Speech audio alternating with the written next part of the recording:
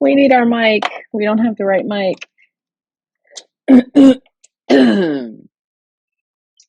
need the right microphone or the sound will be funky. Okay. Now we should be in better shape here. Great. So, welcome back. So I had a really interesting experience this week. And gosh, I don't know if this should be for the podcast or for YouTube. Maybe it'll be for both. So I met a very interesting person, a magician, and he was talking to me about the witch's pyramid. And the witch's pyramid is a cornerstone of craft, basically. It's like the four pillars. And they are to know, to dare, to will, and to keep silent. And I'm going to read this little piece here. And it says, to attain the sanctum regnum, in other words, the knowledge and power of the magi, there are four indispensable conditions: an intelligence illuminated by study, an intrepidity which nothing can check, a will which cannot be broken, and a prudence which nothing can corrupt and nothing intoxicate, to know, to dare, to will, to keep silence. Such are the four words of the magus inscribed upon the four symbolical forms of the Sphinx. So I've been looking on the Sphinx. I've been looking for those words on the Sphinx. Not sure where it is. Maybe I'm just not looking in the right places. I'm sure I will find it. But these words were written by a French occultist and magician, and his name was Éliphas Lévi. Maybe it's Éliphas, I'm not sure. Eliphas. And he lived between 1810 and 1875. So not a super long life. But so there's two volumes of his work. One was released in 1854 and one was released in 1856. And the volumes are Transcendental Magic, Its Doctrine and Ritual. And that's where he shared these four pillars. And so it says, for Levi, the Magi were the carriers of magical tradition. Just before introducing his readers to what would become the witch's pyramid, he writes that magic is the traditional science of the secrets of nature, which has been transmitted to us from the Magi. In Levi's world, in order to become a successful magician, one must be like the Magi. And to be like the Magi, one must adhere to the four principles of to know, to dare, to will, and to keep silence. And it says Levi is quite explicit in what these four principles mean. To be a magician, one must know one's craft and study, and be fearless in that study, afraid of nothing that it might reveal. This requires an iron constitution and a deep inner strength, along with a sense of judgment, unhindered by outside forces. So I want to talk about that for a little bit, because I know that with the people that I talk to, and even just being a spiritual person, which is why I was talking about this with the person I was talking about it with, it's like there's always this conversation around us not feeling 100% centered in ritual or in putting ourselves out in the world as spiritualists or as witches. Some of it can be because of our upbringing. Some of it can be because of sort of the memory of witch trials and executions of spiritual people, which is actually still happening in 2021 and 2022 in certain parts of the world. And it's hard to discern whether or not the memories of these witch trials actually live in our DNA, or they are from the repeated images about them that have been surrounding us since we were born. It's hard to know, right? And so even if you have studied spirituality and things like that, there might be a fear to do it, right? To dare. Because so many of us, again, have been taught that it's wrong, whereas anybody who really studies witchery from a historical aspect knows that, many witches were thought to be wise women. They were women who controlled, we could call them herbalists. We could call them doulas. So they were very tapped into birth. They were also tapped into death. They were very powerful women in their villages. And a lot of witches in this country, I can't speak of other countries really, but a lot of women who were thought to be witches in this country, who were persecuted, etc., held such power. And a lot of the reasons why they were accused was because they held power and they separated themselves from men. Hold on. Okay, I had to take a brief thing. So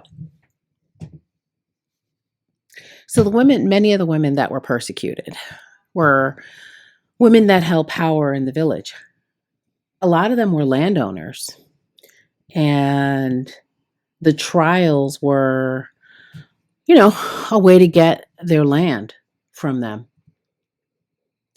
Some of the women were outcasts.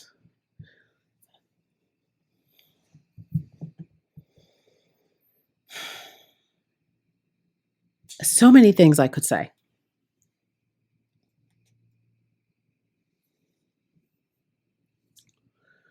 So, with this memory of these trials, something I want to say about outcasts too. Witchy people stand out. Okay? Many of them stood out for most of their lives, at least the people that are witchy that I know. They're not quote unquote mainstream. And so many of them have experienced different forms of trauma. Many of the healers and things like that I know have experienced trauma themselves. So all of these things put you on the outside of society already. So if you are already an outside person, how much more difficult does it make to dare to do something that's so outside of the norm, that's so vilified? The word witch is so polarizing. turns people off. It makes people afraid when we think about the images of the witch. And when we think about the chakra systems and how trauma impacts the root chakra, well, really, trauma impacts the entire chakra system, really. But I'm going to just talk about the root and the solar for a minute, because the root chakra, so to me, the chakras have to do with the rights. Your right to be on the planet, for me, is that root chakra. Your right to exist, your right to be here. And when you have experienced trauma, how that can be disrupted, that feeling that you have a right to be here. And so I talk about this with my clients all the time. And so if there is this inherent question around one's right to exist,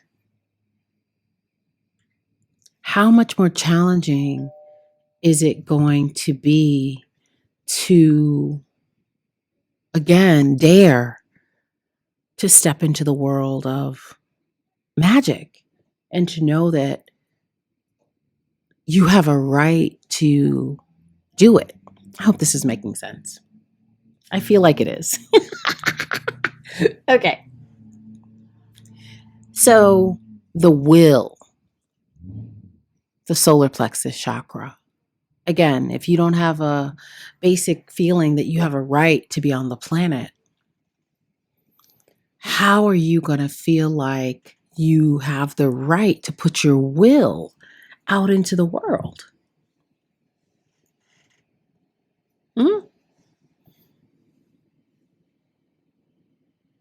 How does that happen? Right?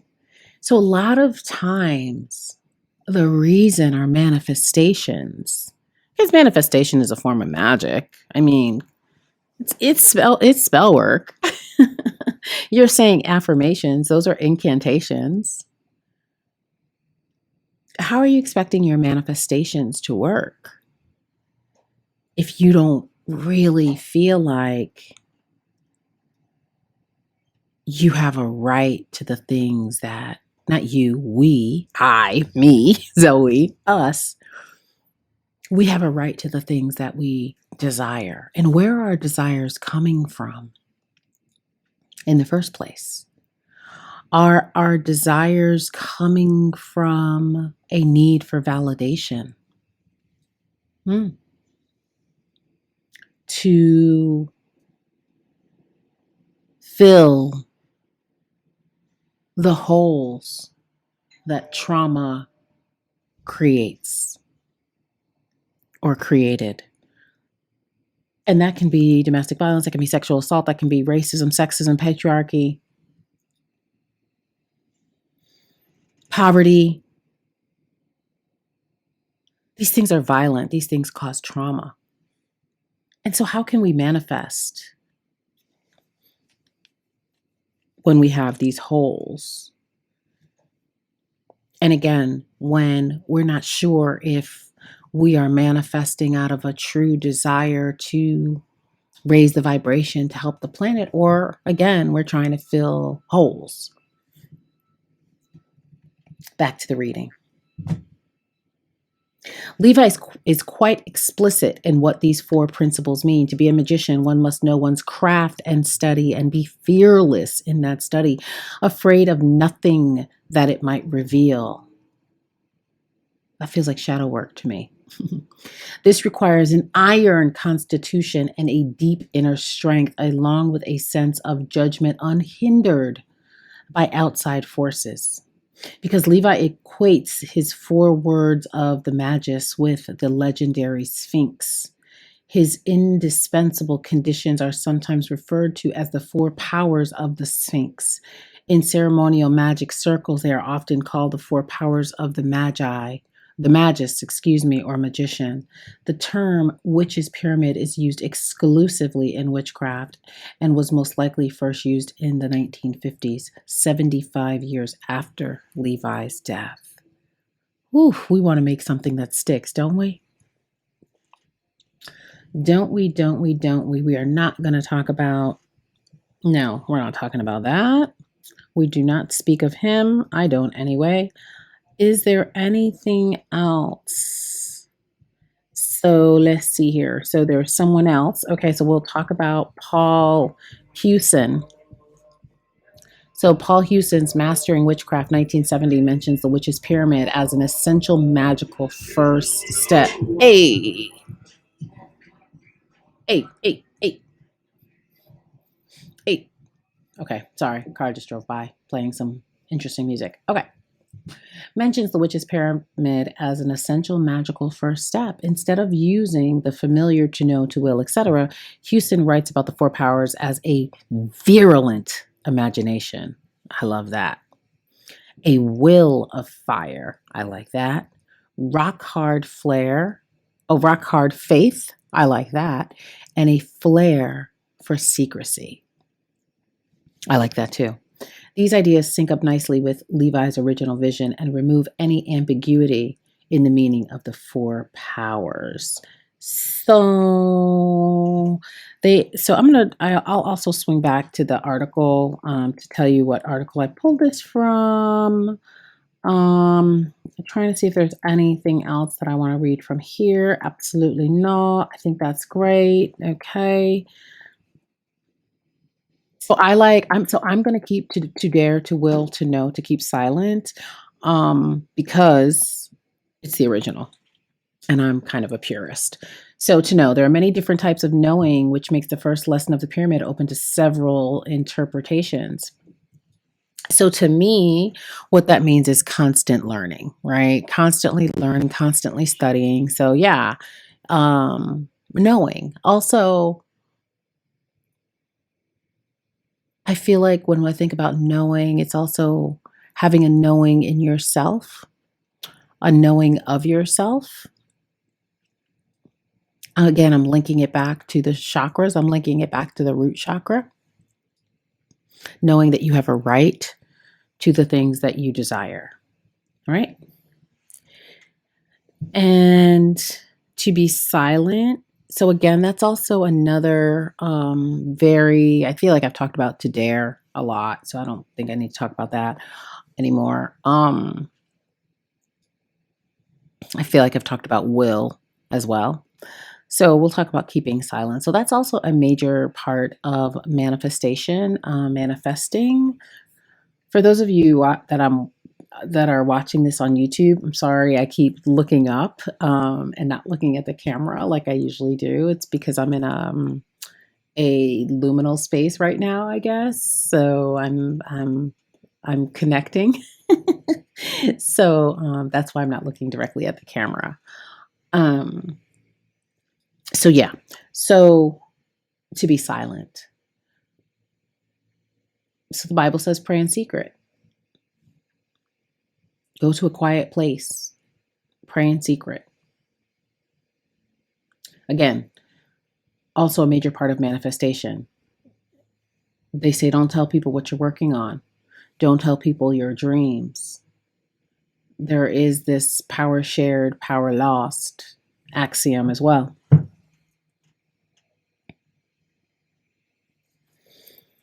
And there's reasons for this. One of the reasons is we don't talk about our dreams with everyone is because, mal occhio, malocchio,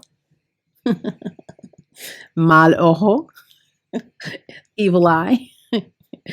What do they say? What do the Muslims call it? Nazur. I think it's Nazur.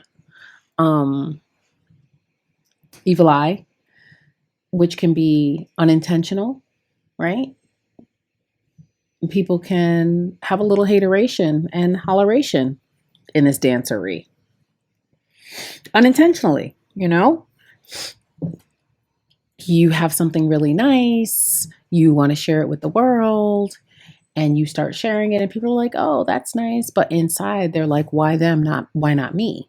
Right? That just those little things can send negativity your way.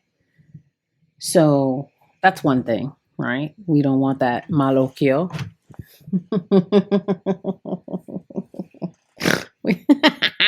So for people listening on the podcast, I'm showing my my eye ring.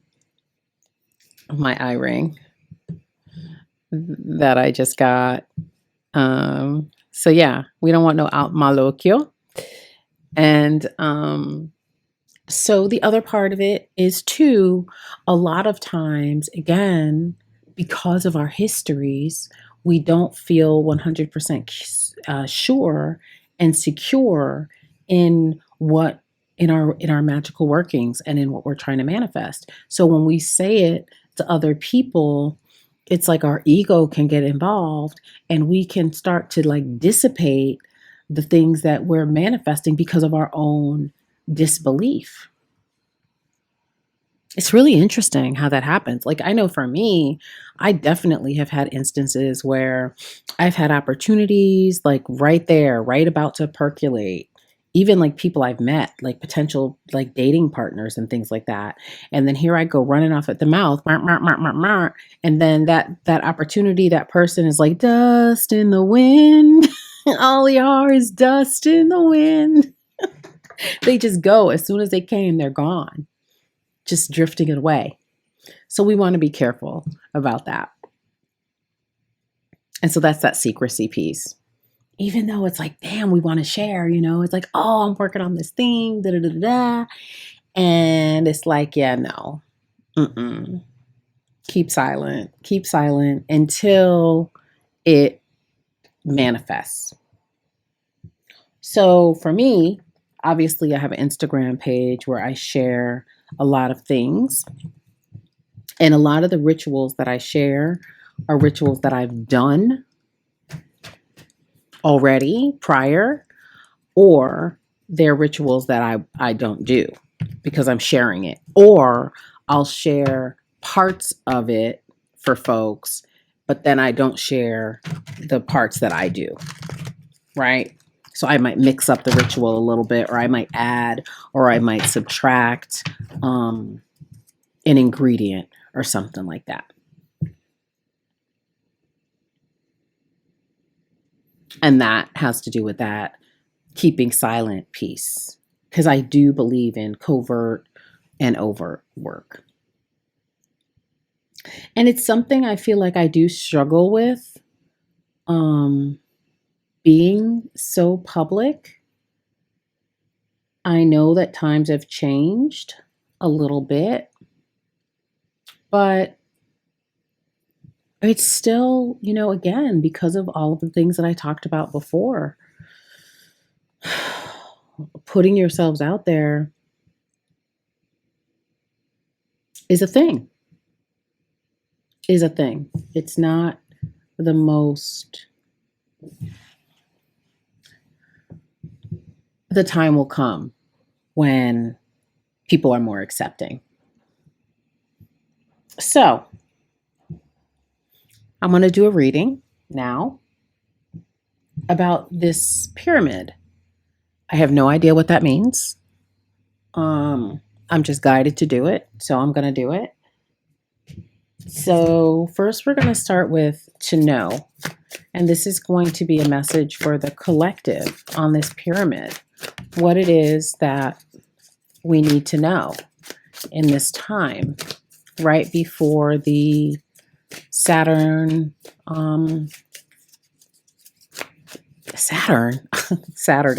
wow, Saturn be stalking me. Not Saturn. Saturday's solar eclipse. Saturday is also the new moon. This is going to be a very powerful new moon. So I think that I'm going to release this video maybe Friday. Yeah. Maybe tomorrow. Oh, look, and today's Jupiter. Lord Jesus. So I guess I'm just not even going to be saying the days of the week anymore. I'm going to just be saying the planets that the day is associated with, because Jupiter rules Thursday and Saturn rules Saturday. Okay. So this is interesting. So, and this is very accurate also for what's happening planetarily, because we do have a stellium in Pisces today. It is April 28th, And so that we had a stellium in Pisces yesterday and today. We have 5 planets in the sign of Pisces. Venus, Neptune, Jupiter. What are the other 2? Venus, Neptune, Jupiter. I just sent this to somebody yesterday. Let me look in my text.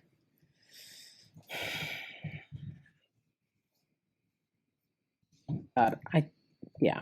So if you're feeling a little spacey today, it could be because of this stellium in Pisces.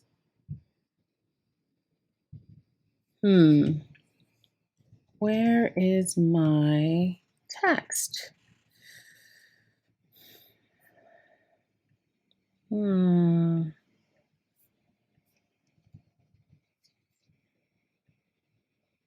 Am I going to have to get my phone? Oh my goodness.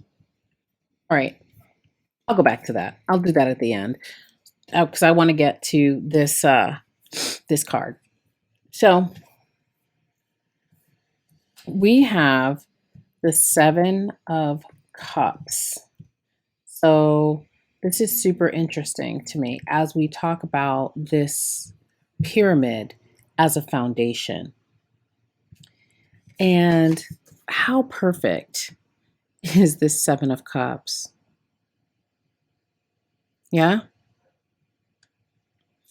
All of the things clouding our knowing, because we're starting at the know, to know. All of the things that make us doubt our knowing. So I think what we need to do now is to pull a card, for clarification to clear up this fogginess. And we are going to the African Goddess Rising Oracle. So can we get a remedy? What's the remedy? Ooh, okay. I need a remedy.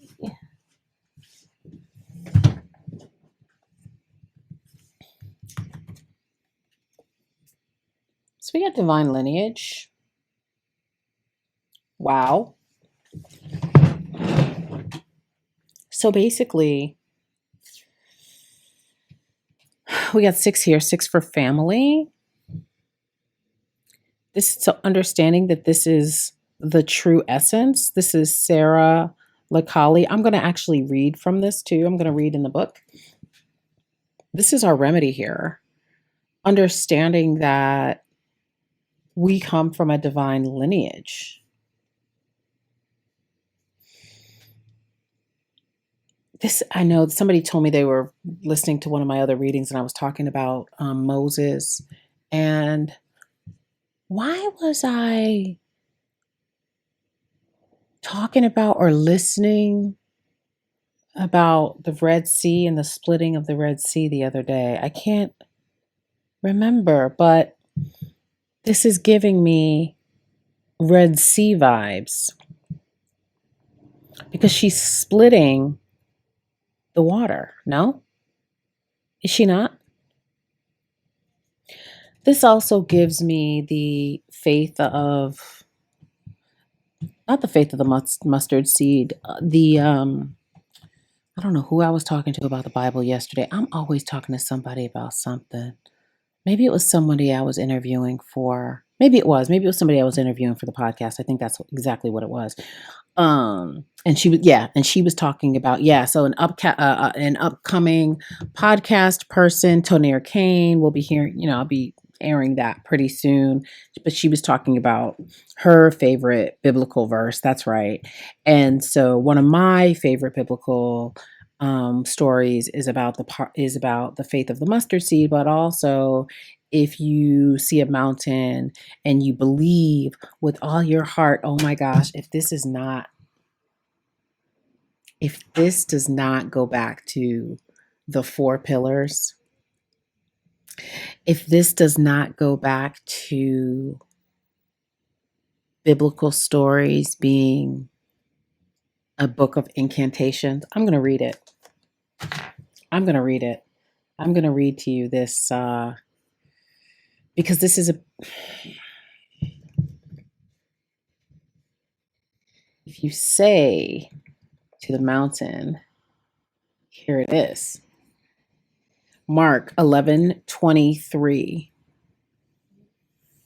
Truly, I tell you, if anyone says to this mountain, go throw yourself into the sea, and does not doubt in their heart, but believes what they say will happen, it will be done for them.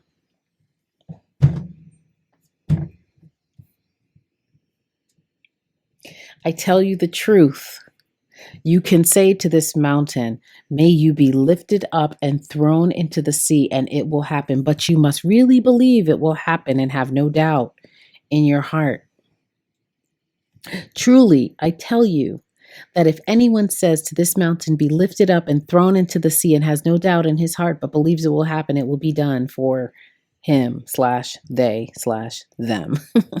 Therefore, I tell you, whatever you ask for in prayer, believe that you have received it, and it will be yours. To know, to dare, to will, to keep silent. I know y'all don't want to believe. I know y'all want to say it's, it's not, when you do this kind of work that it's this and it's that and it's this and it's that. But I'm just here to draw connections. I'm just here to draw connections. And hopefully you will be one of my other favorite words. Hopefully you will be edified by this conversation.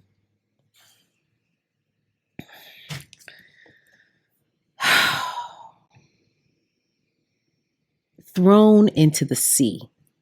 And here she is in the middle of what could be argued the sea. Divine lineage. We come from a lineage that can speak our desires into existence if we dare to believe that it is so. Let's move on.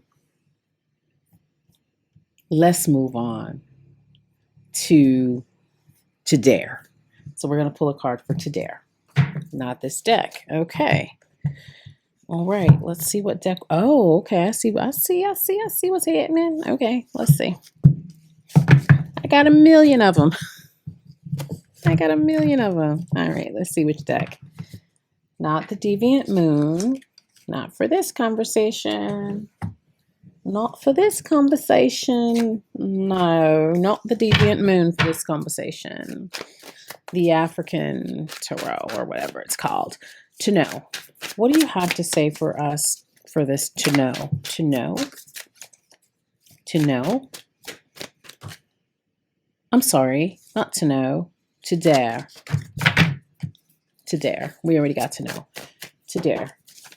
What do you have for us for to dare? What does the collective need to know about to dare? Thank you. Oh, okay. All right. Knight of Cups. So whenever we see a knight in the tarot, we know that that is an end of a long-term situation. Knights also being the messenger. Cups having to do with emotions and water. Pisces. And here we are with the stellium in Pisces. Cancer. Scorpio. Aw, sorry, boo. Somebody arguing with their partner outside, honey. Chokuray. I've been there.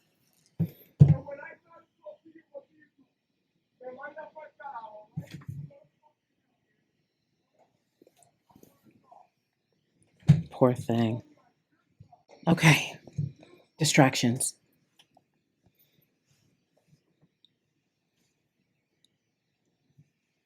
Distractions, right?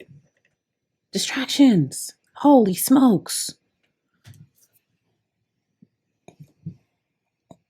Cancel and delete. Knight of Cups. End of a long-term situation.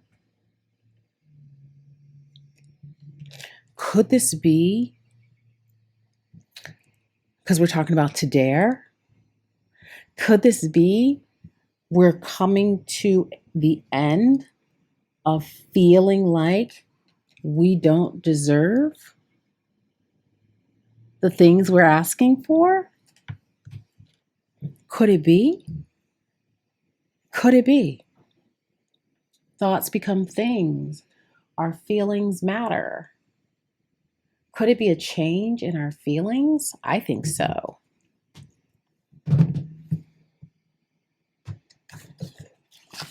So we're getting some clarification. Oh, from the crystal deck. Are we going to get crystals that help us with this? Okay. All right. I see what you're doing. So can we get clarification on this Knight of Cups or suggestions? 36 minutes, 51 seconds. Wow, this is one long video and podcast. Okay. If you're listening on the podcast and you want to see these cards, I suggest you go over to the Magic Hours on YouTube. Interesting. We got Emerald. We're off to see the wizard, the wonderful Wizard of Oz. The Emerald City. We got Spring, Unity, Vitality.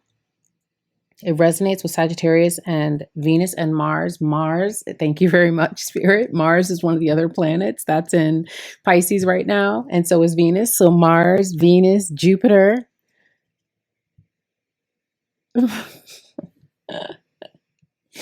Oh, Neptune. Mars, Venus, Neptune, Jupiter, and there's one more.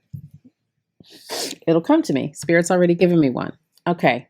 It says, lush and reminiscent of the green of spring, emerald is known as the sign of successful love. We also have this Knight of Cups, which can be, like a knight, a relationship. Typically, though, it's like not a staying relationship. The knight usually be coming in and out. So we're not, that's not what that is for this conversation. Stimulating loyalty, partnership, and friendship. Emerald opens the heart chakra. Here we go. This is what we're talking about. Healing the auric field with unconditional love, hope, and joy, with exuberance and a lust for life. The emerald is a sign for new beginnings and a fresh step into life. Radiating health, prosperity, and vitality. Grow in the direction of your dreams and nurture yourself along the way. You deserve the riches that life has to offer you. Bada boom. Bada bing. Bada boom. Bada bing. And so love that we have the greenery also in the Knight of Cups here. For those of you again on the podcast, the knight is sitting on his horse and there's a green pasture all around. There's also a mountain in the background. Whenever we see a mountain in the tarot, that does denote more work that needs to be done. It's an area of growth, but that's no secret to us. We know we need to learn and grow and able to dare to be the magician. And let's be clear. Anyone who wants to change their situation in their life is a magician. When you are seeking to create something from nothing. So, all people of color, listen, we're out here. We're magicians, right? That's what we say, right? We make something out of nothing, da-da-da-da-da. Okay? We're magicians. It's literally our lineage. By matter of fact, let me go back and read what this Sarah La Kali says. Oh my God, I opened right up to it.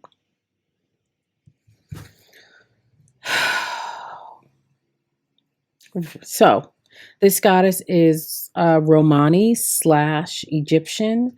She is the temple of the ancestors, resonating to the element of water. Again, here we are in Pisces season. There's also water on the Knight of Cups. Okay. So the ancestors in this goddess deck are deified historical figures. The temple of ancestors governs our basic survival needs. Remember, I was talking about the root chakra. Here we go, because the root chakra is concerned with survival. It radiates energetically with the color red and physically aligns with your tailbone area and lower body. I can't make this up. Like literally, like y'all watching on YouTube, like, I just opened the book right up to this. Like you can see it. You can see the cards fly out. If you're not following the Magic Hours YouTube channel, I don't know what you're doing. I don't know what the problem is, but I just suggest you come on in, like, share, subscribe. And for those of you watching on YouTube, if you're not following the podcast, again, I'm not sure what's going on. So you need to just go on over to the Magic Hours podcast, available where most podcasts are available: Amazon, iHeartRadio, Apple Podcasts, blah, blah, blah, blah, blah. Boom. Let's get into this. So it says, great ancestress Sarah Lakali, meaning Sarah the Black, was an Egyptian prophetess and patron saint of the Romani people. It's interesting because as I was reading about like my eye, they talk a lot about the Romani people. And so I am really interested in reading more about the Romani people too. So I'm gonna put that on tap too, to do that for myself. It says oral history says that Saint Sarah had the highest divine lineage, the highest. So if you are listening or watching, you are of the highest divine lineage. Let's be clear, this message is for you. And it says, the guidance here, your ancestors protect the Holy Grail. The Holy Grail is you. Divine ones walk beside and within you. Trust. And remember, this was for to know. So in order to know, you got to trust. You got to trust that you are of a divine lineage. We have to trust that we are of divine lineage. Excuse me, there is no separation, which is also what the eye is about. This eye is a reminder. This was also something that Joe dropped on me. This eye is a reminder that we're all one. So I'm not going to call this the evil eye anymore. I'm going to just, be calling it the eye, because what it's doing is it's not just protecting from malokyo, but it is reminding me that we are all one. So to embody Sarah or Sara, your ancestors want to remind you that you are not alone. They are rooting for you. They ask that you honor your spirit guides and call upon the power of the divine. Create or nourish your ancestor altar or shrine. Unbury your ancestors. Speak their names. Your divine lineage ancestors may be blood related or culturally or spiritually connected. The declaration is, I am my sister and my sister is me. So that's what we have for no. So we're on no. So we didn't cleared up no. We didn't cleared up to dare. Now let's get to will. What is the message for to will, please? What is the message for to will? I think this is called the African Tarot. I can't remember the name of this deck. I don't know. To will, please. To will, what do you have to tell us about to will? What do you have to tell us of divine lineage? Whoa. That's way too many cards. Okay, this is the one. To will. Emperor, the emperor. Emperor. I mean, how much more royal can you get? How much more royal can you get? And it was not the emperor in reverse. It's the emperor upright. Stunning. This card is stunning.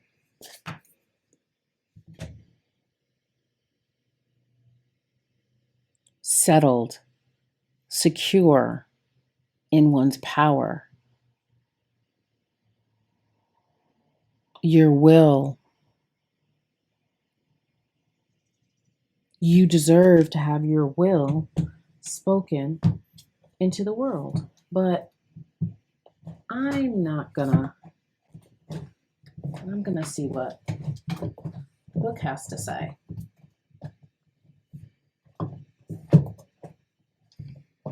And hopefully, it's not, oh yeah, here it is. Great, I'm glad I have it. Okay. And I have some things underlined in the book for the emperor.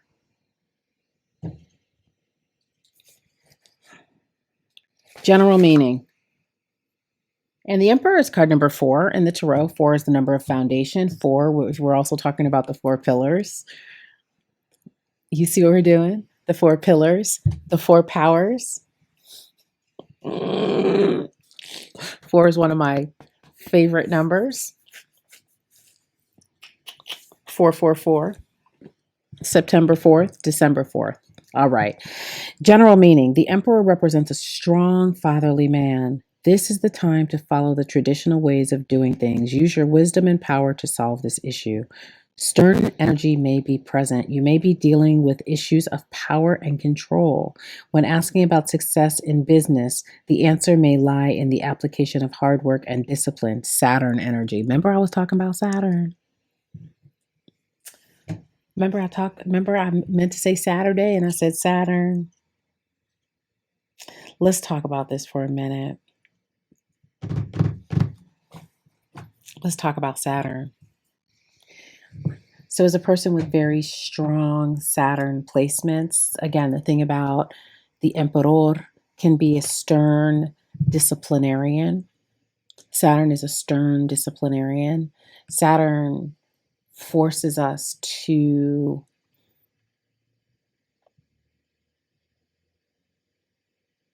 Saturn grinds us to a pillar of salt, basically. Saturn makes us into diamonds.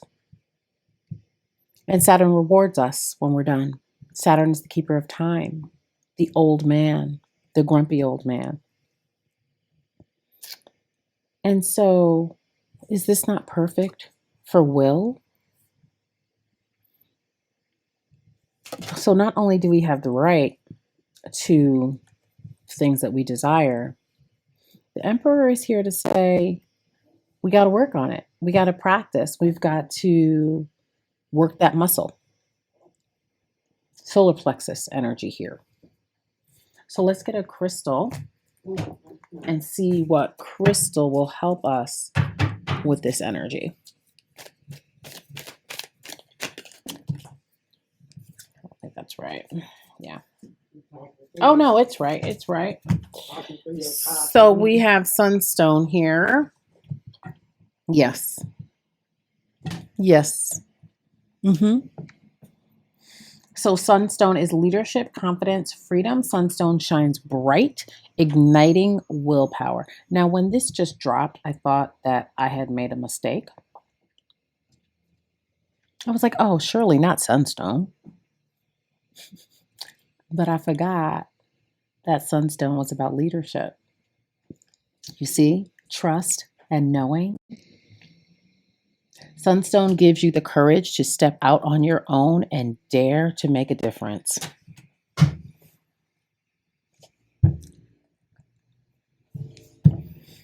The universe is not playing with us.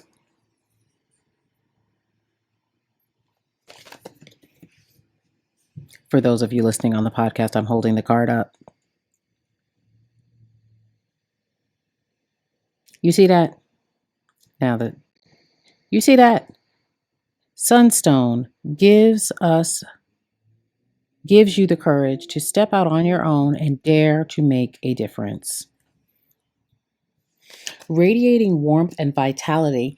That's the second time that I heard vitality, because emerald is also vitality.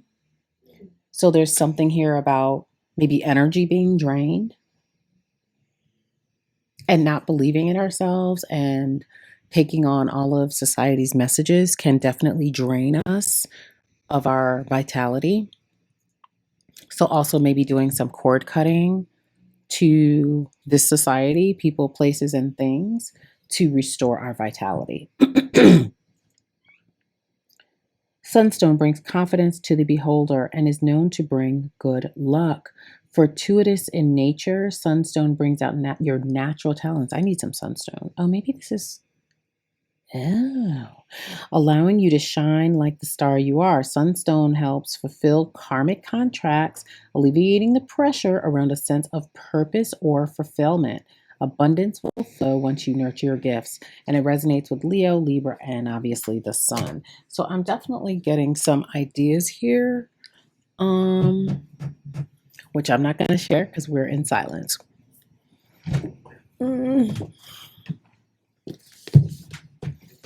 So the learning is happening in real time.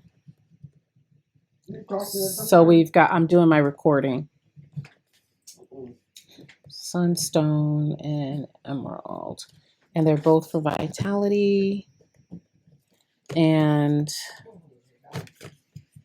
is there anything about leadership? There is the lust for life with emerald. Okay, let's get to, so that's to dare. To know, to will, to dare, to be silenced. All right. So for to be silenced, no, okay, no. Yo. Spirit is like, you will not use that deviant moon for anything. Oh, this deck is fine. Okay. This is better. Okay. To be silenced. I talked about it. That's right. To be silenced. Spirit, what do you have for us for to be silenced? To be silenced, to be in silence, to be silent, to be silent.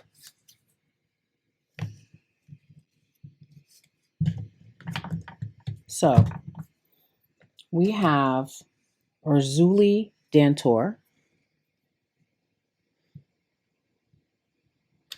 And Urzuli is etheric chords. Now this was in reverse. So in this deck, whenever there's a card that's in reverse, it is to highlight or to accent the message. Urzuli. So Urzuli is from Haiti, and she is from the Temple of the Lovers. This deck is separated by different suits, and it's the lovers, the warriors, etc. So it says the high vibrating love goddess represents divine, agape, romantic love, familial love, and platonic bonds. The Temple of the Lovers govern your heart physically and figuratively. Their energetic color vibrates green. So we are into the heart chakra now. What does that have to do with being silent, though? I don't know. And it was in reverse. I don't know, but we're going to find out. So she resonates to the element of fire. And it says Urzuli Dantor fought elbow to elbow with her people during the Haitian Revolution to protect mothers and children. She represents healing of the Dark Mother.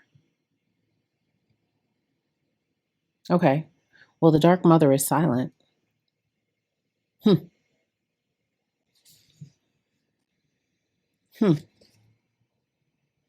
The Dark Mother is silent. It's that mysterious aspect, the shadow aspect. The guidance is, if it isn't wholehearted love, release it. Remember your worth. The energy cord binding you and someone you no longer wish to be attached to are strong. You must be willing to let go. Close your eyes. See divine swords of the god or goddess's love, light, separating you and dissolving cords between you. You are both whole, and healed. Just as you shower to cleanse physical grime, there is also grime in the form of energy cords, also called karmic ribbons, emotional cords, or etheric cords. Spiritual maintenance is required. The declaration is I am worthy, compassionate, and whole. Okay. I have no idea what this means about to be silenced. Oh, that's right, because they said we were doing it opposite. That's right. So not this deck, this deck. So I got to pull from the tarot too. That's right. I forgot. So, but we already have the instruction here to cut the cords that need to be cut.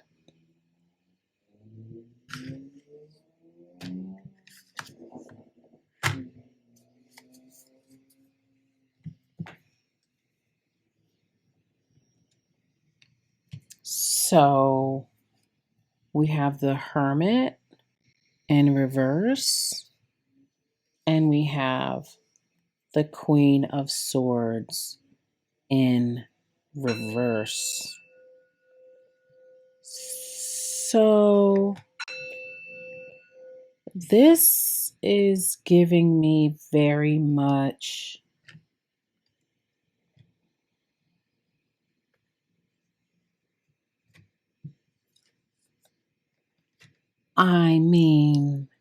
the Hermit is silence.